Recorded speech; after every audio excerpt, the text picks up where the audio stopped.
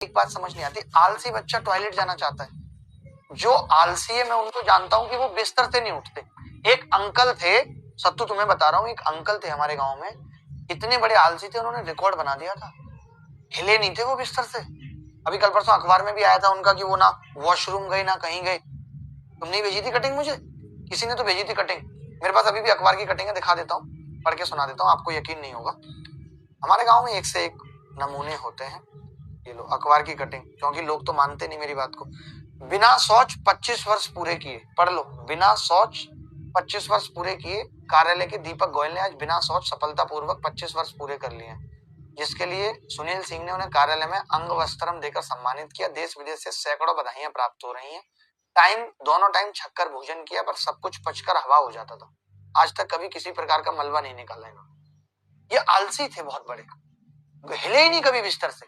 एक बार आलसियों की प्रतियोगिता हुई, इनको पूछा कि आप चलोगे, तो इन्होंने बोला नहीं, ये उसमें भी नहीं गए।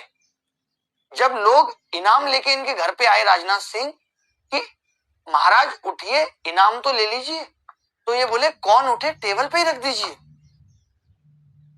राजनाथ सिंह को बुरा लग गया, गुस्सा आ गई। उन्होंने ये कहा कि एक बात बताइए अम्मा, ये आदमी बिस्तर पे पड़ा है, क्या ये कभी नहीं उठा, वॉशरूम नहीं गया कि नहीं गया? कहीं तो गया होगा। तो फिर उन्होंने पूछा कि ये बिस्तर पे आया कैसे, ये जमीन पे ऐसे पड़ा कैसे? मतलब जमीन था, जमीन के ऊपर पेड़ था, पेड़ पे वो आदमी पड़ा हुआ था, वो वहां से हिल नहीं रहा था, उस पेड़ पे उसने गुजार दिया।